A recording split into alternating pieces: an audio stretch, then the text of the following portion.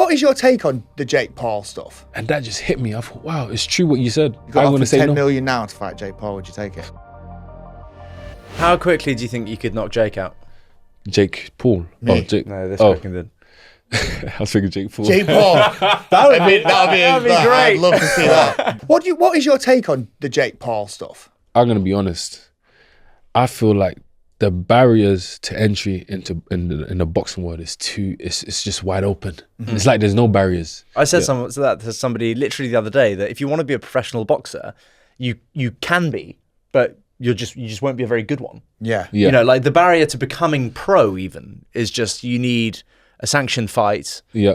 And medical done. and an okay medical and someone to sign you off. Yeah. Like I remember when I turned professional, they were asking me for like my previous experience to turn professional. It's like the barriers just changed. It's like over the last maybe 2-3 years. No, I would say 4 years. Yeah.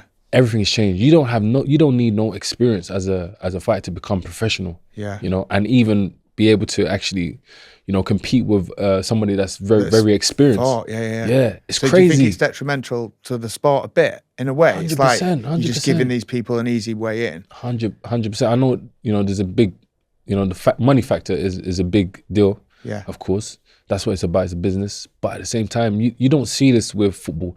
You can't just say one day, I want to be a pro footballer and then play for like Chelsea or this just because you got like let's just say a good social media following. Yeah. It doesn't work like that. In my opinion, I would say it's great what he's doing. In fact, I commend him. Mm-hmm. What he's done is very unique and it's something that should be celebrated. But I just don't think it should be called boxing. Yeah. It shouldn't be called boxing because it's not boxing. It's something else. It's excellent marketing. That's what it is. It's business. It's business, it's excellent marketing. And, you know, you're not wearing 10-ounce gloves. Yeah. You know, you're wearing maybe 16-ounce gloves and 40. This is not traditional boxing. This is something else. Yeah. And they need to come with a new name to cover it. And I think for me, the saddest thing about it is when you see like legends such as like Mike Tyson and all these other fighters, Holyfield, jumping in the ring and competing, you know, still at like 50 something, you know, you have to admit they've made some bad investments, you know, in their career, even though they've actually seen, you know, ridiculous millions, you know, in their career. But, you know, you don't want to be stepping in the ring at age 50, having a hard career, taking loads of shots throughout your career too. It's not a good look. And especially for like fans that actually idolize these people, you know, and look up to them as, you know, heroes. You know, heroes, basically. They might be young fighters that have based their whole style off this fighter, and then you're hearing them going against somebody like a YouTuber, and they call in a boxing. Well, a lot of these young people that watch the Jake Paul-Mike Tyson fight had never seen prime Mike Tyson. They did not know what to expect. So their memory of Mike Tyson now is that fight with Jake Paul.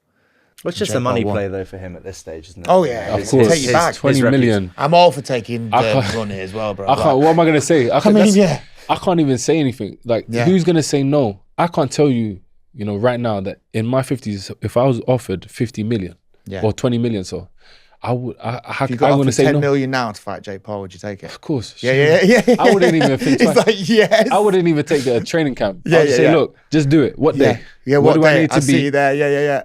And what's the weight? Yeah, you're there. I think that's easy money. I suspect your phone's not going to ring from him at this stage. Not yet. Give it 30 years. They're very selective in choosing opponents. That's the genius of the marketing. That like Jake will choose fights where it's more likely than not that he will win for a number of reasons. Yeah.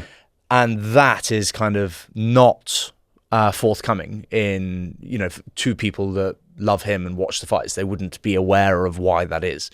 And I think he just does a very good job of handling that. You have to commend him. It's actually been very interesting to watch, and it's got to the point where the way he played it is, we want to come and see you get knocked out. Yeah. But me wanting to come and see you get knocked out is going to cost. Well, yeah.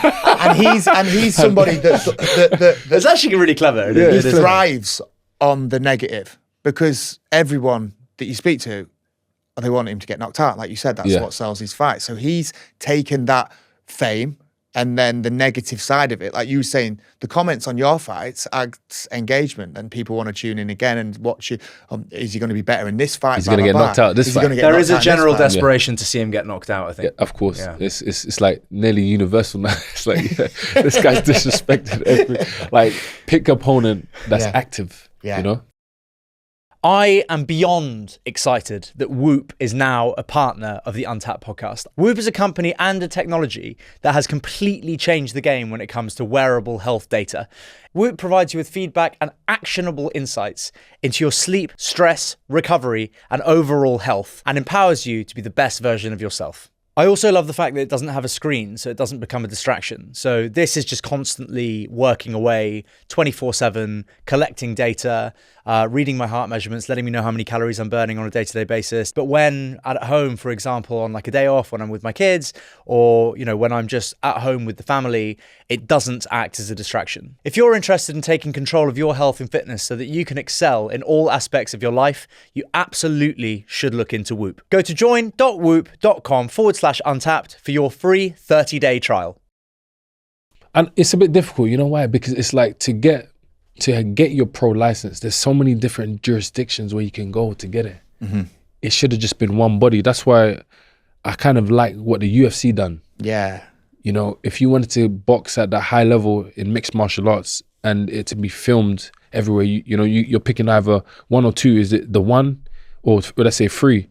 Is it PFL? Yeah, PFL. PFL, Cage the Warriors, UFC, or one UFC. championship. Yeah. Done. It's like one or the other. Yeah. And there's these organizations, and it would be better if it's just like one or two. Boxing, yeah. And then one belt.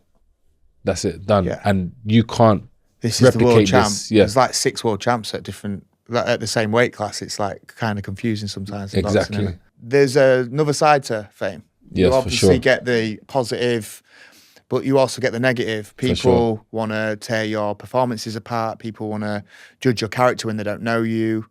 How have you dealt with that in any kind of way? I think initially it was hard. I remember having some matches and I wasn't performing or that as skillful as I am now then. Yeah. So I would maybe scrape a win, let's just say, and then I would get blasted on Twitter.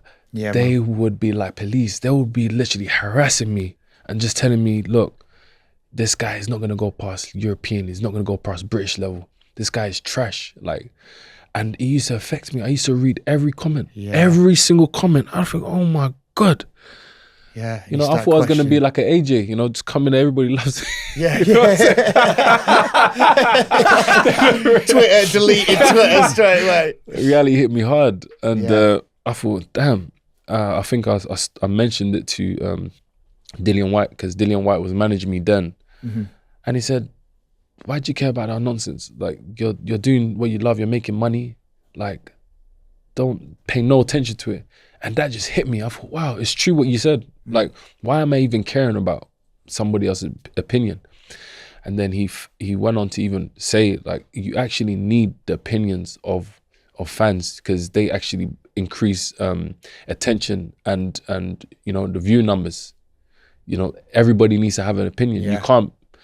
You want to bash them down because they're not saying something that you want to hear. This is good. This is business. Let them have it. This is actually business. And when I started to understand it from the business side, I was very inviting. Say anything you want. I don't take no offense to it. Yeah. I actually don't take no offense to it at all. I think it's actually good. It's better that you have an opinion than no opinion for me. I think the loudest people online, though, are often negative as well. So I think the general people consensus. are more likely to write a nasty comment than say, well done, that was a class performance. Yes. They think that.